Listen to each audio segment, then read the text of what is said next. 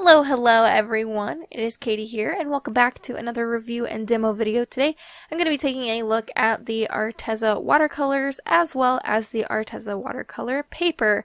I thought about doing these with the gouache, but I thought they deserved their own little video. So let's talk about the Arteza Watercolors first.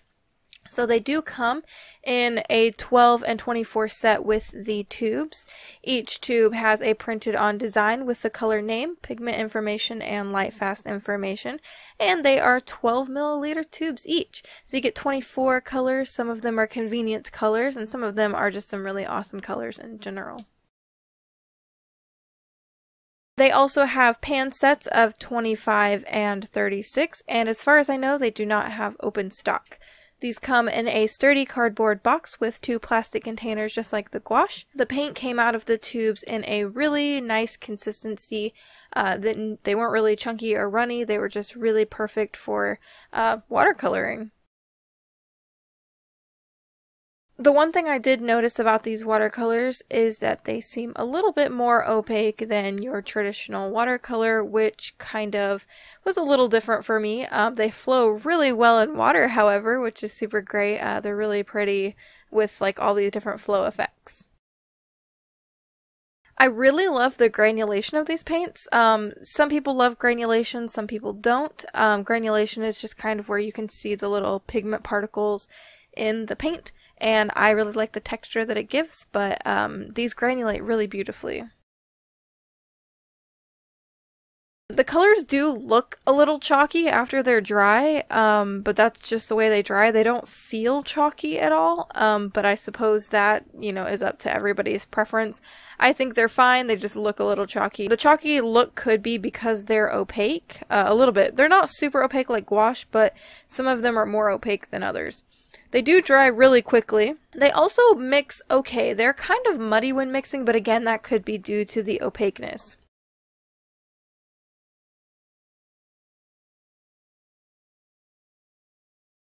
They can be dried in a palette or something to form a pan, but they do crack, so I would recommend mixing them with a little bit of honey, just because, you don't want them to crack. That could get annoying.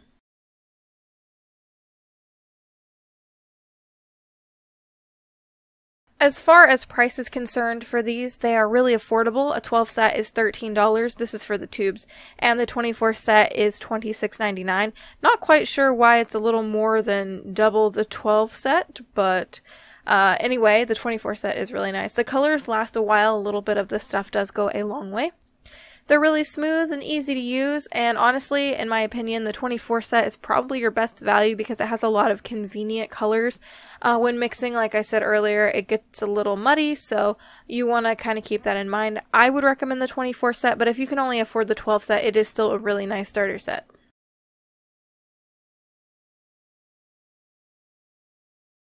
Overall, I really liked them, and it's not like oh my god, they sent this to me, so I want to give them a great review. Honestly, I really did like them. I was pleasantly surprised. I was expecting to not like them, but I was expecting to struggle a little bit, and I'm really happy that I didn't. The only thing I didn't really care too much for is the opacity of them. I like my watercolors to be transparent, or at least if I know they're going to be opaque like a Japanese watercolor, to kind of be upfront about that, but that's okay. Again, I really like them and they were fun to work with. So let's talk about the paper a little bit. So the paper is and this is just the watercolor paper. They do sell other papers. It comes in cold pressed as far as I know. They come in a 2-pack. It is a 9x12 size, and the poundage or weight of the paper is 140 pounds or 300 GSM. So it's like your standard watercolor weight. Each pad of paper has 32 sheets, and I believe the price on it is $23. I could be wrong, but I believe that is what the price on them is right now. And honestly, for 2 packs of sturdy watercolor paper, that's about standard. That's about what you would normally pay. Overall, it was really sturdy. It did warp when I used a lot of water, but for the most part, it stayed pretty intact. There was no pilling, and I actually kind of went over some areas a few times, so there was no pilling, so yay for that.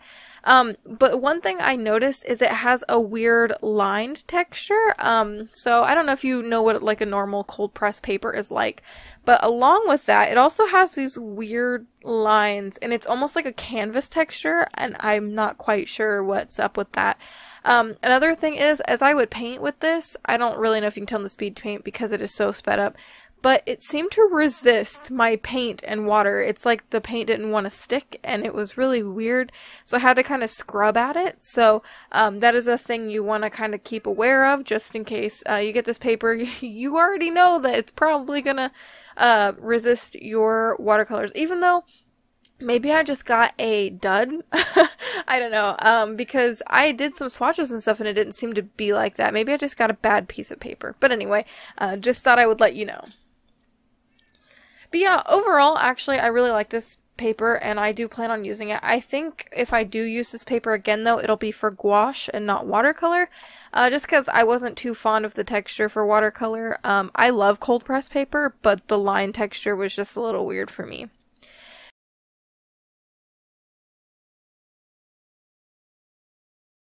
So if you want to purchase or check out any of these art supplies, I will have a link in the description below. Thank you so much to Arteza for sending me this and giving me a chance to try these out.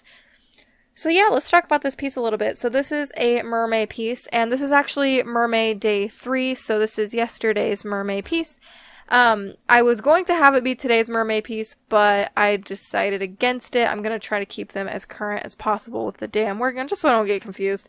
And I'm super happy with this. I don't usually paint at a 9x12 size, and that's because I try to limit myself to be to draw a little smaller than normal. So I'm really happy that I decided to bump up the scale and do something a little different, because I think it turned out really good and I'm super proud of this piece. So yeah, I really hope you enjoyed it. I hope you enjoyed the review. We're going to be looking at that final piece in just a second. So again, I hope you enjoyed the review. I hope you found it informative.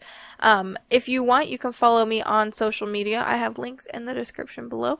Also, I have a Patreon where you can get access to prints and tutorials and stuff like that. I don't post it anywhere else. So if you want to pledge over there and check that out, there will be a link on the screen. I also have an art store if you want to check that out as well. I have lots of things to check out. Don't forget to subscribe if you're new here and you're not part of the Squid Pod. Subscribe to become a part of the Squid Pod, and until next time, my adorable squidlings, toodaloo!